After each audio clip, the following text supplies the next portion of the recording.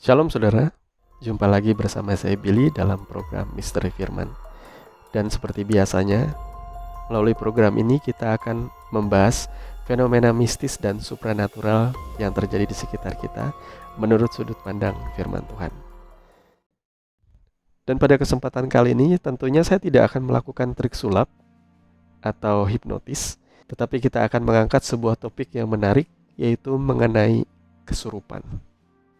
Kita akan mengangkat pembahasan mengenai kesurupan dengan metode Q&A, di mana saya akan mengangkat sebuah pertanyaan dan kita akan membandingkan jawaban dari beberapa sudut pandang, yaitu yang pertama dari sudut pandang dunia medis, yang kedua dari sudut pandang ilmu kebatinan, dan yang ketiga dari sudut pandang kebenaran firman Tuhan. Pertanyaan yang pertama, apakah definisi kesurupan? Nah, menurut dunia medis, berdasarkan WHO dalam ICD-10 versi 2008, kesurupan atau possession trance disorder adalah gangguan di mana terjadi kehilangan sementara identitas pribadi dan kesadaran penuh dari lingkungan. Termasuk di sini kondisi kesurupan yang disengaja atau yang tidak disengaja terjadi di luar situasi keagamaan atau penerimaan budaya. Hal ini berarti kesurupan bukan terjadi karena suatu kepercayaan agama atau budaya, melainkan lebih kepada faktor mental seseorang. Nah, jadi kesimpulannya, menurut pandangan dari dunia medis, kesurupan itu murni adalah mental illness atau mental disorder atau gangguan kejiwaan.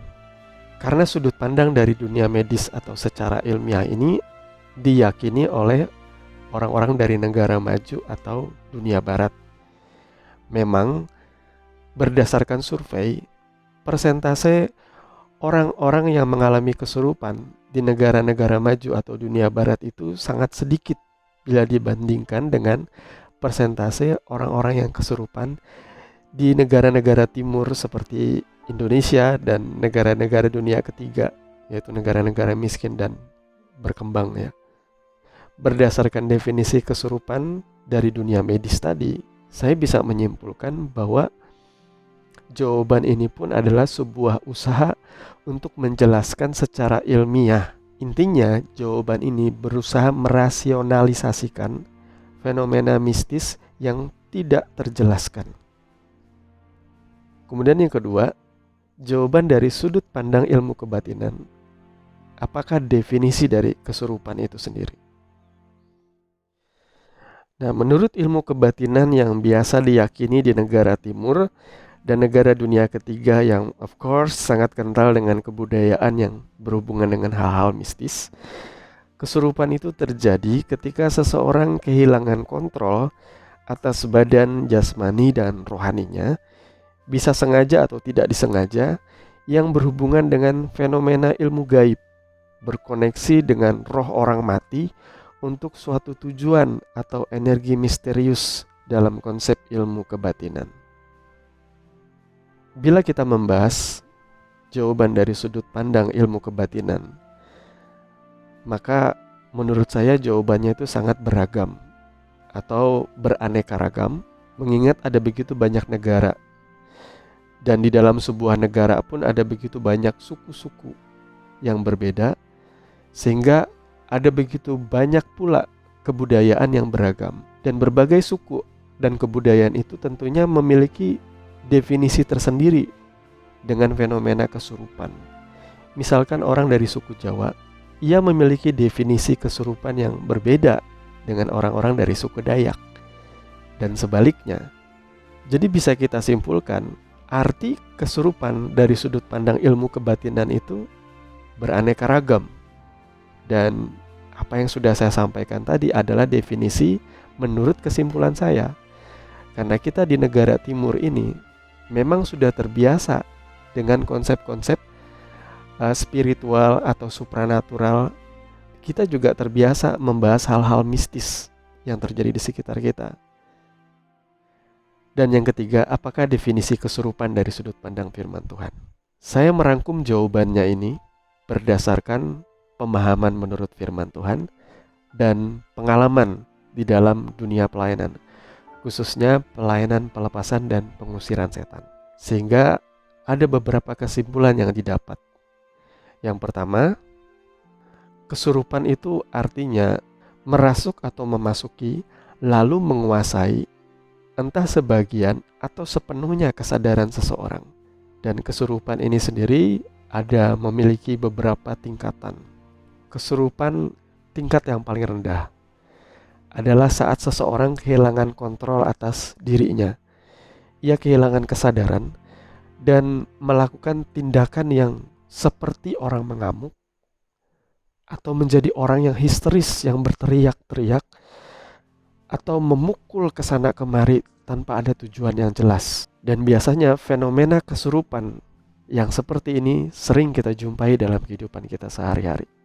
Yang kedua, tingkat yang medium adalah saat dimana iblis atau setan menunggangi emosi, hawa nafsu, dan kesedihan seseorang yang akhirnya memicu tindakan-tindakan kriminal seperti penganiayaan, pemerkosaan, pembunuhan, atau bahkan tindakan bunuh diri. Bukankah kita sering mendengar dari pelaku-pelaku kejahatan yang berkata bahwa ia gelap mata sebelum melakukan aksi pembunuhan, atau ia hilaf ketika ia memperkosa seseorang? Inilah level medium dari kesurupan, yaitu saat iblis atau setan menunggangi emosi, hawa nafsu, dan kesedihan dari seseorang. Bukankah kita juga seringkali mendengar bila seseorang sedang patah hati dan ia tidak punya tempat untuk mencurahkan isi hatinya? Kesedihan yang ia rasakan itu terlalu pahit, terlalu perih untuk ia tanggung sendiri. Dan kemudian iblis menunggangi kesedihan itu dengan mempengaruhi batinnya bahwa ia tidak berarti, bahwa ia tidak berguna, bahwa ia tidak punya alasan lagi untuk hidup lebih lama. Lebih baik mengakhiri kesedihan itu dengan mengakhiri hidupnya. Ini sangat menyedihkan, bukan? Tetapi itu fakta yang sering kali terjadi di dalam kehidupan kita. Dan bentuk yang tertinggi dari kesurupan itu adalah saat seseorang hidup dalam dosa, hidup dalam kesalahan, tetapi tidak merasa ia bersalah dan tidak merasa ia berdosa, sehingga tidak merasa perlu untuk bertobat atau meminta ampun kepada Tuhan. Ini adalah level yang paling parah. Dan kalau di Alkitab itu terjadi kepada seorang yang bernama Yudas. Ia beribadah, ia melayani, ia mengusir setan, ia mengikuti Yesus dengan setia.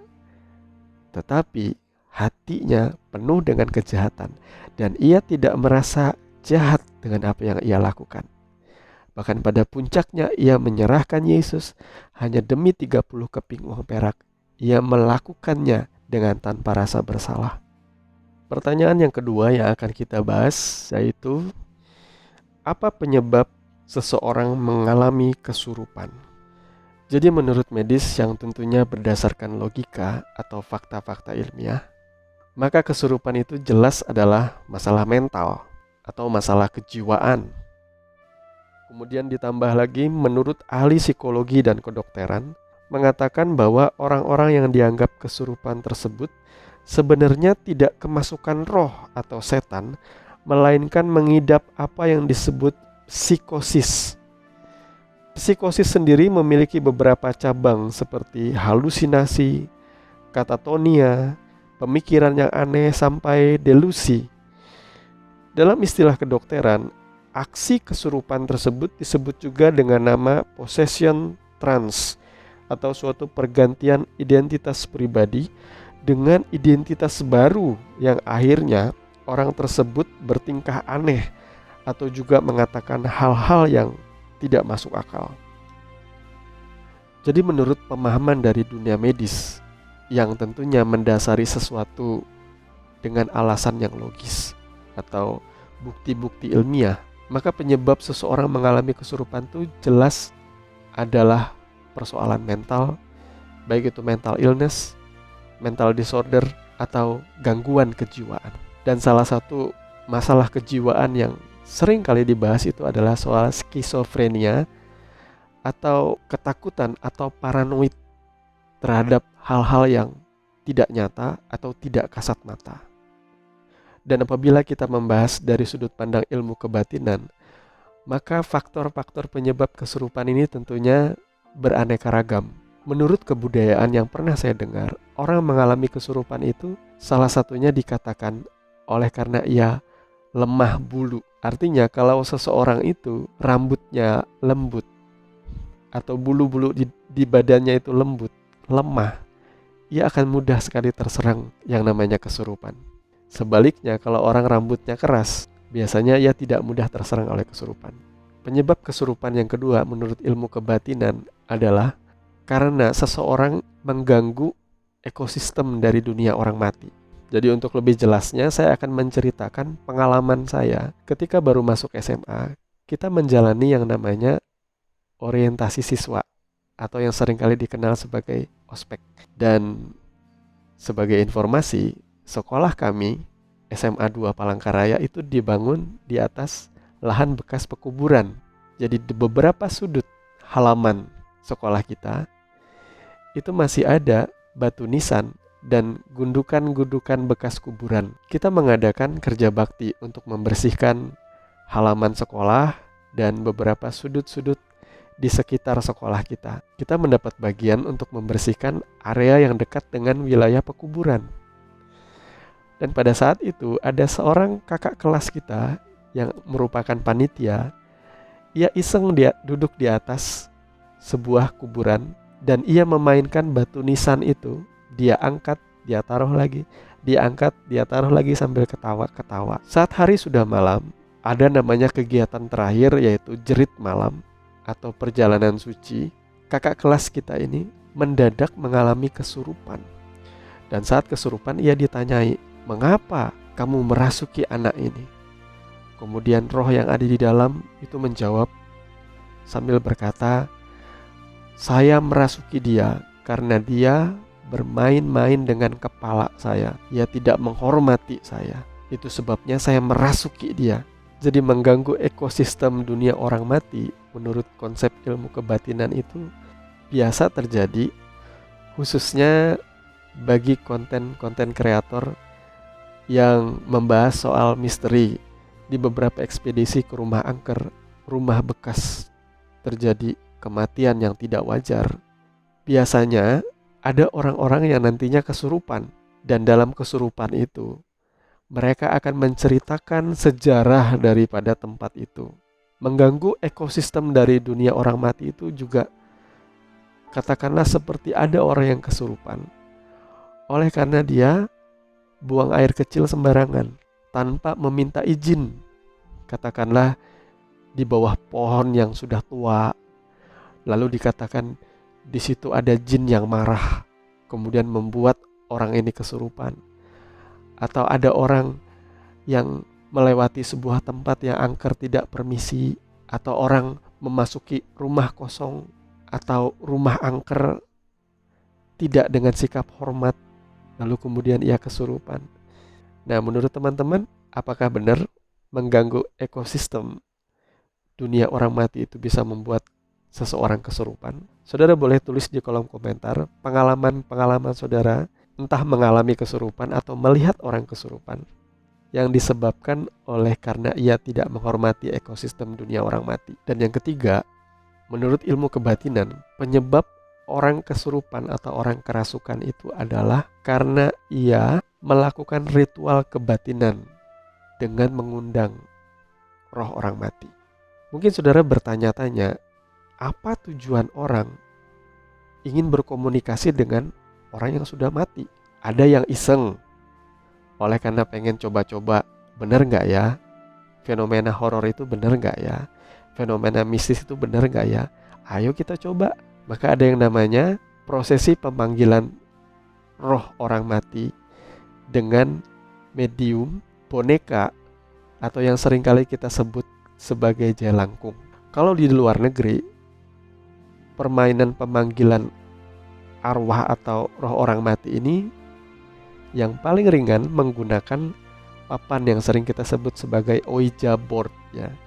Kemudian ada juga fenomena memanggil arwah atau roh orang mati dengan bantuan seseorang medium atau cenayang atau paranormal ya, yang punya kemampuan indigo atau sixth sense atau indera keenam atau mata ketiga atau apapun namanya.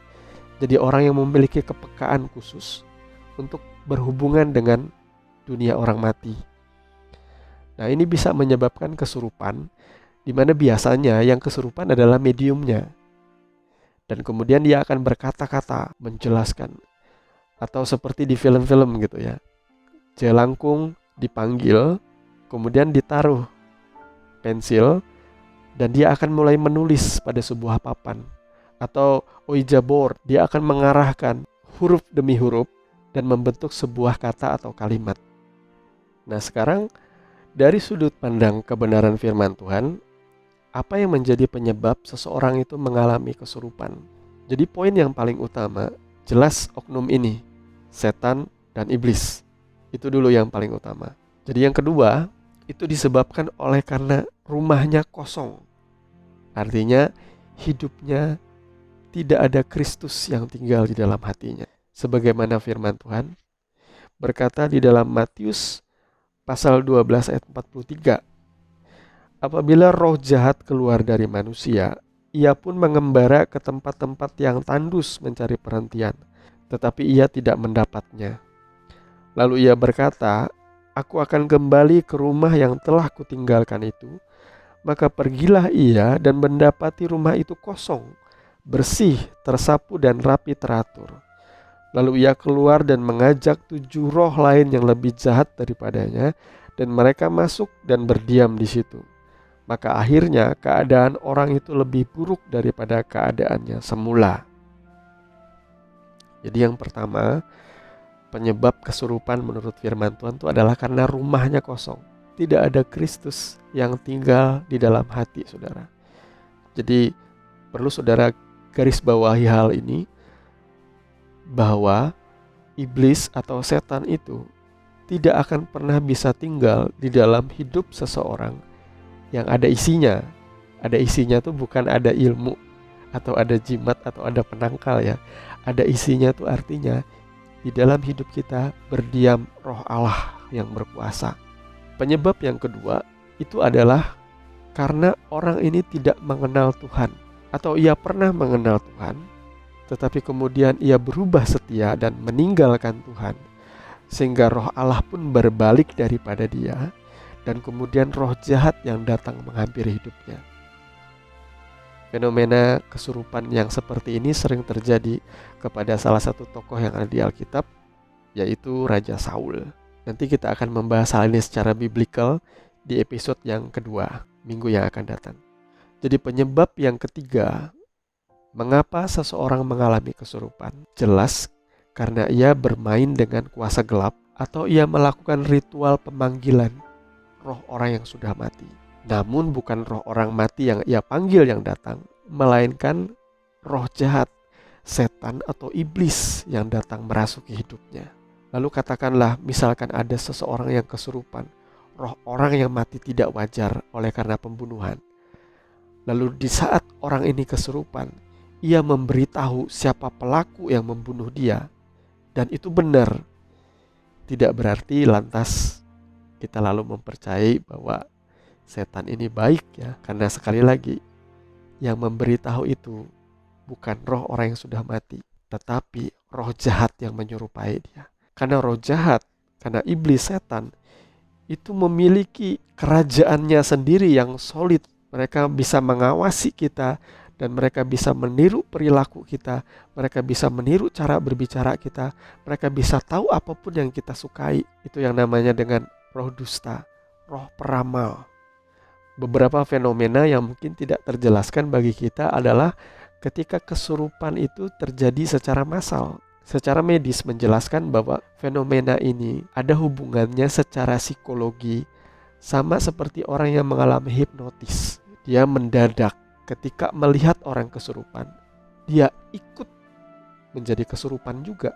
Tetapi kalau di dalam pemahaman firman Tuhan, maka kesurupan itu murni disebabkan oleh karena roh jahat. Mungkin ini sukar diterima oleh dunia medis, tetapi saya tidak ingin menabrakkan pengetahuan dengan iman. Saya berpikir bahwa kita perlu mendapatkan pemahaman dari sudut pandang yang berbeda agar kita back to back. Bisa jadi seseorang itu memang tidaklah mengalami kesurupan. Bisa jadi orang ini mengalami masalah kejiwaan. Bisa jadi. Contohnya ya, dulu saya pernah mendampingi pelayanan kepada orang yang mengalami kesurupan. Kita dipanggil untuk mendatangi sebuah tempat atau sebuah rumah di mana di situ ada seorang ibu yang mengalami gejala seperti kesurupan. Ketika dilayani, didoakan, dan diusir setannya, tetap seolah-olah setan yang diam di dalam dia tidak keluar. Tuhan memberikan hikmat bahwa wanita ini sebenarnya tidak sedang kesurupan, melainkan ia memiliki kepahitan atau kebencian yang berlarut-larut terhadap suaminya, sehingga ketika ia tidak sanggup lagi menahan kekecewaannya yang begitu berat, ia melarikan perasaannya itu menjadi seperti orang yang mengalami kesurupan. Sehingga ketika hamba Tuhan ini kemudian ia tidak lagi mengusir setan, tetapi ia mulai berbicara kepada ibu ini, menuntun ibu ini untuk mengampuni suaminya. Dan saat itu pula meledaklah tangisan dari istrinya ini, sampai ia akhirnya lega dan ia melepaskan pengampunan terhadap suaminya. Dan sekali lagi, betul, ternyata ini bukan disebabkan oleh setan, melainkan oleh masalah kejiwaan. Ketika kepahitan atau kebencian itu bertumpuk-tumpuk, itu yang menyebabkan ia mengalami fenomena seperti kesurupan. Semoga pembahasan kita pada kesempatan kali ini membuat saudara mengerti dan semakin menumbuhkan kerinduan saudara untuk mengerti kebenaran. Kita akan berjumpa lagi di pekan yang akan datang, masih dengan topik yang sama, membahas mengenai kesurupan bagian yang kedua. Tetap semangat menggali kebenaran firman, tetap menumbuhkan rasa rindu dan haus untuk belajar kebenaran. Jangan lupa like, komen, dan subscribe channel ini untuk mendapatkan info-info terbaru dari konten channel Simply Truth ID. Sampai jumpa, Tuhan memberkati saudara semua. Shalom.